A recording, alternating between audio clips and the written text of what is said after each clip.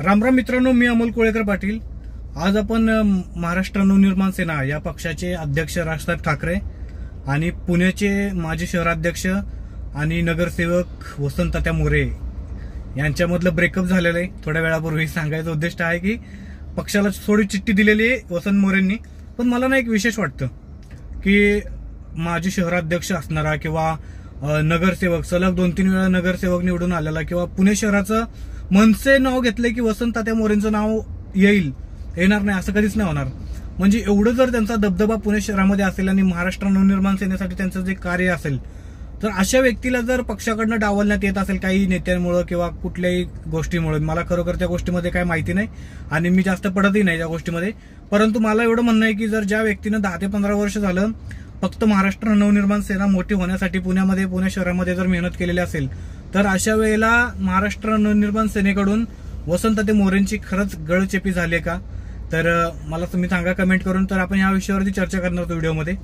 मित्रांनो, वसंत मोरे बऱ्याच दिवसापासून ज्यावेळेला राजसाहेब ठाकरेंनी दादर शिवाजी पार्क मैदानावरनं भोंग्यांचा विषय मांडला त्या आणि भोंग्यांच्या वरनं खूप सारे राज्यभर आंदोलन झाली, महाराष्ट्र नवनिर्माण सेनेची लोक आक्रमक झाली आणि त्याच्यानंतर वसंत मोरे तात्यांनी लगेच हे केलं, आपली भूमिका बदलली। सांगितले की आमच्या शहरातले किंवा माझ्या मतदारसंघातले किंवा माझ्या वार्डमधले एकही भोंगा उतरणार नाही आणि आमचा हिंदू मुस्लिमाचा आमचा एकोपा राहणार आहे किंवा मी पक्षाची भूमिकाला सहकार्य करणार नाही, असा एक सांगायचा उद्देश हा होता त्यांचा। तर मित्रांनो, त्यावेळेलापासूनच असं पक्षामध्ये किनकिन चालू झालेली की वसंत मोरे पक्षाच्या विरोधात भूमिका घेत आहेत, वसंत मोरे पक्षाची भूमिका पाळत नाहीत, वसंत मोरे राजसाहेबांचा आदेश पाळत नाहीत किंवा वसंत मोरे पक्षाचं एखादी कुठली गोष्ट सांगितली तर ती गोष्ट जात नाही किंवा पक्षाच्या सभेला जात नाहीत।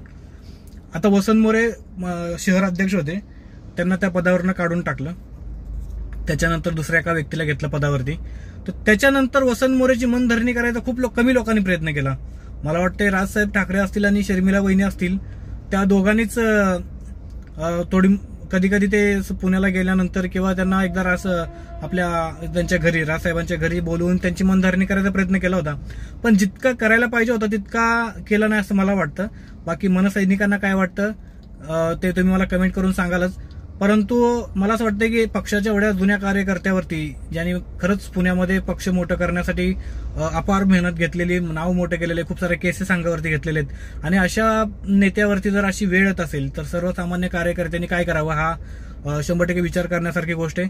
आणि कमीत कमी राजसाहेबांचा पक्ष जो आहे महाराष्ट्र नवनिर्माण सेना, खरं राजसाहेबांकडून ह्या महाराष्ट्राला खूप साऱ्या अपेक्षा आहेत आणि ह्या दिवसेंदिवस राजकारणाची पातळी घसरत चाललेल्या राजकारण्यांमुळं किंवा ह्या राजकारत्यांपेक्षा राजसाहेबांवरती लोक विश्वास ठेवायचा विचार करत आहेत।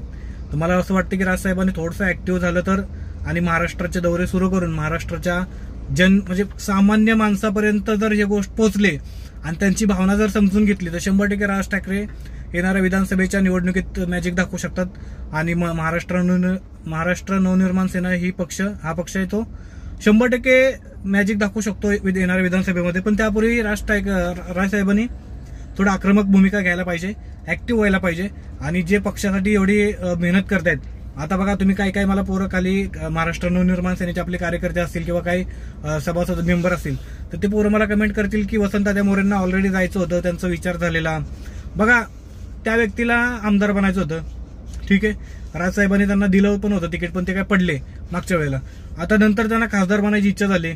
तर सगळ्याच गोष्टी त्यांच्या स्वतःच्या मनाने काय होत नाहीत, काय गोष्टी पक्ष ठरवत असतो, पक्ष सर्वे करत असतो की कुठल्या व्यक्तीला काय होतं।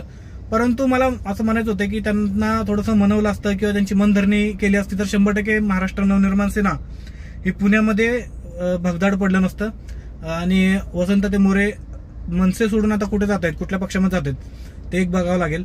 कारण वसंततात्या मोरेंचा एक फॅन बेस खूप मोठा आहे पुणे शहरामध्ये, तुम्हाला या गोष्टीचं चांगलं माहिती आहे। आणि जर वसंत मोरे सारखा जर एखादा कार्यकर्ता पुणे शहरातनं जात असेल तर यार जरा बाकीच्या कार्यकर्त्यांनी 100% विचार करायची गोष्ट आहे। मला पुन्हा एकदा तुम्हाला सांगतो, तुमचं काय मत आहे ते प्रतिक्रिया तुमची कमेंट करून मला सांगा। जय शिवराय, जय मल्हार।